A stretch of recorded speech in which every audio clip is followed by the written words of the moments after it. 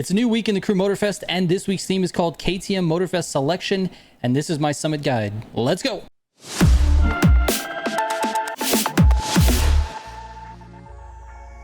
All right, real quick before we get into it, if you're looking for any of my tunes, you can go to militiagamingco.com, click on Motorfest Pro Settings from the top, and that's where all of my pro settings are, along with a few from the community, so check that out when you get a chance. Let's get into it, man. The Summit Bundle will get you the KTM Expo GTX, a KTM 1190 RC8 R-Track, and that's it. One's a racing car and the other one's a hypercar. The additional vehicles you're going to need for this are the 110 a Ducati Panigale R, the KTM RC16 Red Bull Team, and then you're going to want a drag vehicle with Nitro Chemist and Pure and Frenetic as your affixes, and then an Alpha Grand Prix car with Scorebreaker and Skilled and Pure as your affixes. All right, the keys to this summit are the gutter turns. There's a few shortcuts, but mostly the gutter turns. And for the bikes, resetting on some of these tracks is going to be advantageous. I really apologize to anyone who's using an older console because the resets take a lot longer. For those of you who are on those consoles, I would say for those turns, you're going to want to downshift early because bikes turn a lot better when you're either off throttle or you're in a gear that's too low for the corner. They seem to like when a lot of the weight is on the front end of the bike. Anyways, I don't have pro settings for bikes, but here are the pro settings for all of the cars that I mentioned.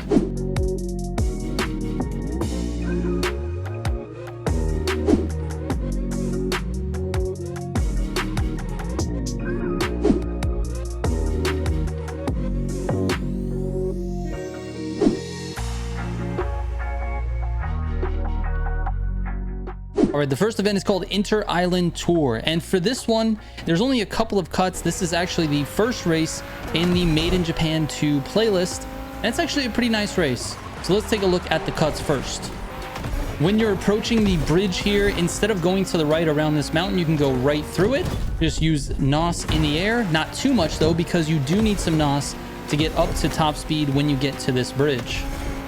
At about 46%, you're going to cut to the left right after this checkpoint, go off-road a little bit, downshift, control your speed, then try to hit this gutter on the exit.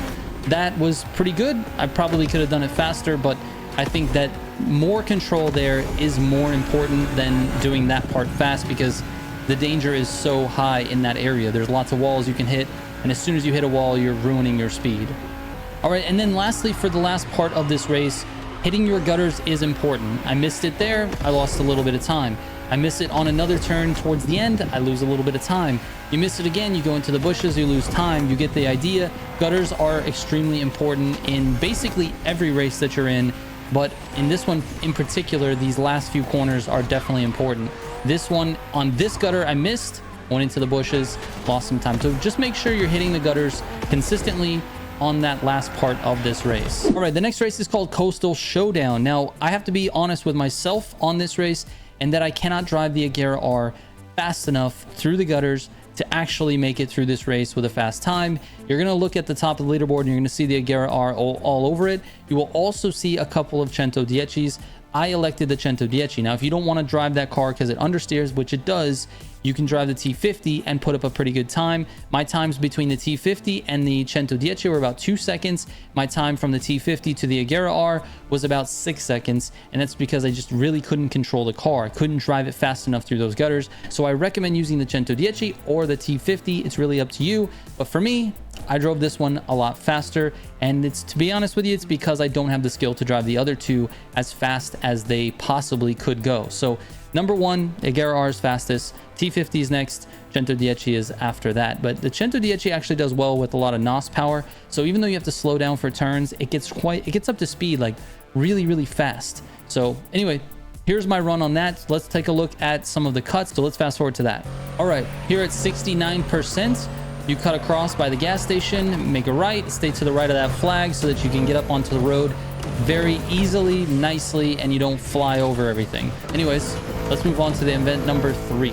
All right, the next event is called Asphalt Jet, and to be honest with you, man, slipstream is going to be a huge factor on this race. It is mostly wide open with a few like tighter turns in the tunnels that you have to go through. But to be honest with you, there is nothing that's going to compensate for slipstream. You can be as fast as you want, but if you get a couple of guys together who know how to slipstream, they're going to go faster.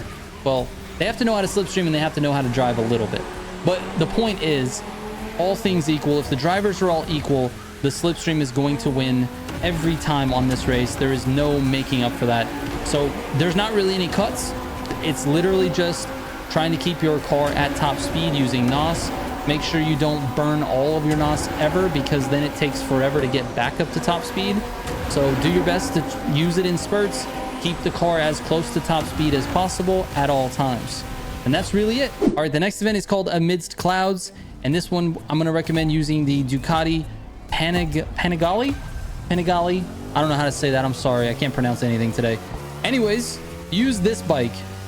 This one has a ton of resets in it. I apologize for anyone who can't reset, or if their hard drive is too slow.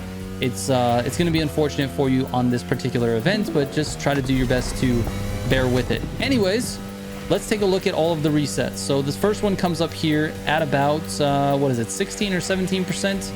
Yep, it's 18%. Cut across, hit the checkpoint, reset.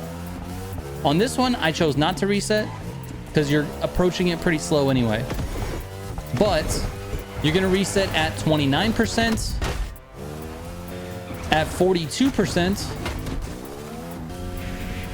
at 60% as well, 62%, 61%, you get it, at 64%,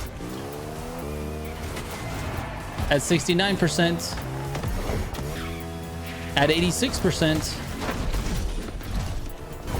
and finally at 92%. And that's basically the key to this race. Enjoy that. All right, the next event is called Smooth Cornering, and for this one we're using the KTM bike that you get for the Summit bundle. There's a couple of things that we need to talk about on this race. There's some options. This is option number 1. So you can jump over this building and reset when you get to the flag. The difference in time by the time you get to this corner right here is only about 0.4. So if you want to save 0.4, you can do that jump. If not, you can take it normally. Let's fast forward to the other insane parts of this race. All right, so here we are about to enter this tunnel. Now, if you line up your wheels on the sidewalk going into the turn, you can actually ride the wall on this. You can wall ride, and you can keep a lot more speed. If we play this on this particular clip, I didn't wall ride, and I think I can optimize this a little bit more, but basically you understeer the corner in 4th gear, which means you have to drop down to 3rd, which means you're going to drop below 100 miles per hour. But if you stay on the wall, you don't have to drop to 3rd at all. You can stay in 5th for the wall ride, then drop to 4th and take this turn at about 130 miles per hour, and that's going to be a lot faster. I know I can optimize this a little bit more, so I would do that instead of what you're seeing here. Now here's where the fun starts. At 32%, you're going to cut the flag to the left, go down the grass towards the next checkpoint, make sure you get it, then go towards the next checkpoint and reset. Then it's going to be rinse and repeat for the next 3 corners. So, or for the next 2 corners, excuse me. So cut across the grass again, go towards the next checkpoint, then go straight towards the next checkpoint. Make sure you reset when you get here. And one more time on this corner. This one's going to be a little bit tough because you have a bigger tree that's right here. I would love to try to cut this to the left of the tree, but I was going a little bit too fast and the bike kind of slid out on the right side. But once you get done with that and you go through that, you cut again to the right of this wall, go straight towards the next checkpoint, and make sure you're turning left when you get onto that sidewalk. You can get back on the road. All right, this little section here with the hard right hand turn, then the hard left hand turn, then the hard right hand turn again, you have an option to, you can just take it normally. However, if you take the line that I'm gonna take here, which is a left turn at the flag, over the stairs, and then make a right turn here and go around the barrier, it doesn't seem like it's going to be faster. But what I did was I did the run both ways basically, and then I paused it when I got to this flag, and I looked at how much speed I had exiting this corner. This one's at 107, the other one was, I think, was at 96. So it's a big difference. It's 10 miles per hour difference in your speed. Now the difference on this lap is about a whole second, because when you get to this next checkpoint right up here, this is a 4-second difference between that checkpoint and this checkpoint. Whereas if you take it normally and you exit that corner with 96 miles per hour, you can't get to this checkpoint in 4 seconds. It's a little over 5 seconds. So it's about a second difference by taking that stair jump. Now, is it super necessary for a good time? No, but it definitely helps you shave off some time. Now, speaking of the next cut, it's here at 88%. Don't follow the road here. Directly after this barrier wall, just cut to the right. And then through here, you're going to cut this grass here on the right. And then just stay wide and go through this parking lot. This checkpoint is very forgiving here. So notice I went really far to the left of it and it still gave it to me. So you're good to go on that one. And that's it. You're at the end. All right, the next one is called Downtown, and this one is with the Red Bull Edition bike. You're going to be going straight for a long time. I recommend leaning forward on this bike. Definitely helps you with top speed. So do that. The first key to this, though, is this jump. So let's fast forward to the jump. It's important to stay very wide here, almost like you're going to hit this wall on the left side, and then cut back into the wall and try to hit the wall as straight on as possible. I would advise just staying to the right here. You notice I stay to the right. My bike wants to turn a little, but you can kind of turn it back in the air. And then use air NOS on the way down. Don't use it on the way up because you'll go over the checkpoint. Use air NOS on the way down. A very heavy downshift into this corner. Let's move forward a little bit. The next tricky part is going to be this S turn here. I recommend staying on the road and riding these sidewalks. Go into second, and then it's immediately at this flag you're going to cut to the right. You can even go down to first gear on this turn just to give you some acceleration. The same thing on this one, first gear. All right, let's move forward. The next key is this corner right here. You can take this a lot faster than you think. Even faster than I took it there. It was about 100 miles an hour. Let's back up a little bit because this is the final cut of the lap is here. So basically you want to stay to the left over here. Don't hit this van. Go between the van and this light pole because you want to get a little bit wide for the right-hander on the final straight. So get wide, cut in across the grass, and you got it. It's nice and slow. And then that's basically the lap. You do the whole thing. I said nice and slow, nice and fast, nice and smooth. That's the word I was looking for. Anyways, that's it. That's the whole lap. So rinse and repeat on lap 2. All right, like always, I'll let all 3 of my feats play out for you in full so you can see the paths that I took on the speed trap and the escape, and obviously the slalom. The key to that is just having score breaker with skilled and pure.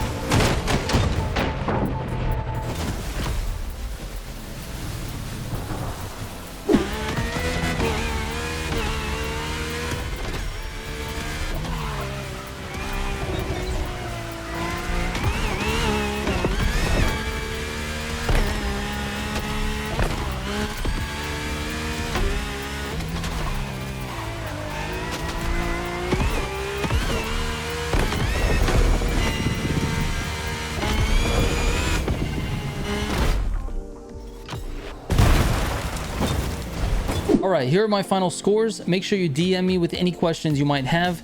I read every single message that comes my way. So if you send me a message on Instagram or Discord, I look at it, I respond. Sometimes it takes me a little bit, but just be patient. I will get back to you. All right, thanks for watching. I hope this helps, and I will catch you on the next one.